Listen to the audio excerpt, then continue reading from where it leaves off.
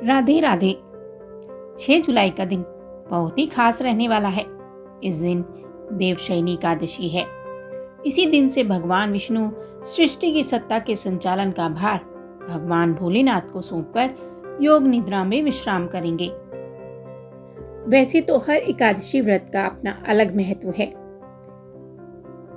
लेकिन देवशयनी एकादशी की बात कुछ और ही है। इस दिन से चातुर्मास की शुरुआत होती है।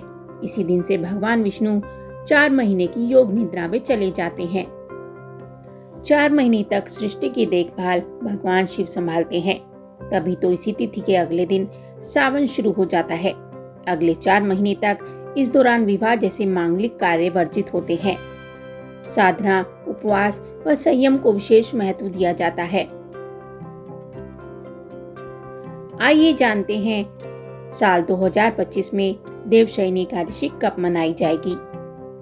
आषाढ़ शुक्ल एकादशी की तिथि 5 जुलाई को शाम 6:58 से प्रारंभ होकर 6 जुलाई की रात 9:14 तक रहेगी।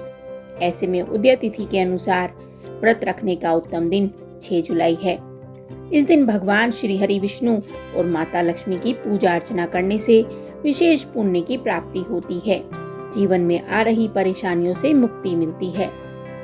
जगत के पालनहार भगवान विष्णु देवशयनी एकादशी से योग निद्रा में चले जाते हैं। इस समय वे पाताल लोक में निवास करते हैं और अपने परम भक्त असुरराज बलि को दिए वचन के अनुसार भगवान विष्णु 4 महीने के लिए पाताल लोक में रहते हैं। देवशयनी एकादशी के दिन से चातुर्मास शुरू हो जाता है तो देवउठनी एकादशी तक रहता है। देवउठनी एकादशी से मांगलिक कार्य शुरू हो जाते हैं। एकादशी व्रत के दिन क्या करना चाहिए?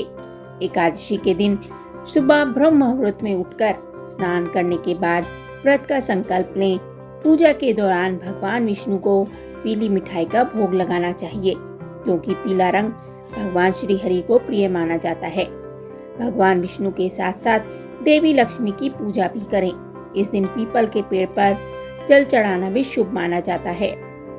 श्रीमन नारायण नारायण हरि हरि, श्रीमन नारायण नारायण हरि हरि, बोलो नारायण नारायण हरि हरि, जय जय नारायण नारायण हरि हरि। चलिए अब सुनते हैं देवशयनी एकादशी की कथा। राजा बलि ने जब वामन अवतार भगवान विष्णु को अपना सब कुछ दान कर दिया तो भगवान ने उन्हें पाताल लोक में रहने को कहा और वरदान मांगने को भी कहा। शिव पुराण के अनुसार दैत्यों का राजा दंभ विष्णु भक्त था। विवाह के कई वर्षों बाद भी जब उसके यहाँ कोई संतान नहीं हुई तो उसने शुक्राचार्य को अपना गुरु बनाकर श्री कृष्ण मंत्र प्राप्त किया। इस मंत्र को पाने के बाद उसने पुष्कर सरोवर में घोर तपस्या की। उसके तप से प्रसन्न होकर भगवान विष्णु ने उसे संतान प्राप्ति का वरदान दे दिया। भगवान विष्णु के वरदान से दंभ को पुत्र प्राप्त हुआ। उसका नाम शंखचूड़ रखा गया। बड़ा होने पर उसने ब्रह्मा जी को प्रसन्न करने के लिए पुष्कर में घोर तपस्या की। उसके तप से प्रसन्न होकर ब्रह्मा जी ने उसे वरदान मांगने को कहा। शंखचूड़ ने ब्रह्मा जी से कहा कि उसे देवता भी नहीं मार पाए और वह अजर अमर रहे। ब्रह्मा जी ने उससे कहा कि तुम अजर अमर तो नहीं हो सकते, लेकिन तुम्हारी मृत्यु विशेष परिस्थितियों में अत्यंत कठिनाई से होगी।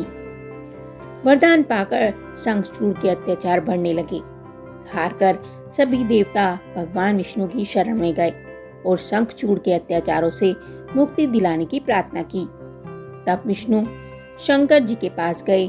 भगवान विष्णु की सहायता से भगवान शंकर ने शंखचूड़ का वध किया। जिस दिन शंखचूड़ का वध हुआ था उस दिन आषाढ़ मास की एकादशी थी। शंखचूड़ की मृत्यु के बाद भगवान विष्णु शयन करने के लिए क्षीर सागर चले गए। भगवान विष्णु के शयन के लिए जाने के कारण इसे हरिशयनी एकादशी और देवशयनी एकादशी कहा गया। भगवान विष्णु के शयन के लिए जाने के कारण सृष्टि के पालन का कार्य भगवान शंकर ने अपने ऊपर ले लिया। देवशयनी एकादशी के बाद सावन माह शुरू हो जाता है, जिसमें शिव पूजा का विधान है। यही समय चातुर्मास का भी होता है, जिसमें साधु सन्यासी एक स्थान पर ही रहते हैं। ऐसी पौराणिक मान्यता है कि चातुर्मास के दौरान समस्त तीर्थ ब्रज में आ जाते हैं, इसलिए इस समय ब्रज की यात्रा करना बहुत ही पुण्यकारी और फलदायी माना जाता है। चलिए अब सुनते हैं राजा बलि की कथा। राजा बलि ने जब वामन अवतार विष्णु को अपना सब कुछ दान कर दिया तो भगवान ने उन्हें पाताल लोक में रहने को कहा और वरदान मांगने के लिए कहा। तब राजा बलि ने उनसे अपने यहाँ निवास करने के लिए कहा। भगवान ने बलि से कहा कि वह सदा के लिए तो नहीं, लेकिन प्रतिवर्ष कुछ समय के लिए उसके यहाँ आया करेंगे। तब से भगवान विष्णु बलि को दिए गए वचन का पालन करने के लिए प्रतिवर्ष चातुर्मास में पाताल लोक में शयन करने के लिए चले जाते हैं। बोलो श्री हरि विष्णु की जय, लक्ष्मी माता की जय।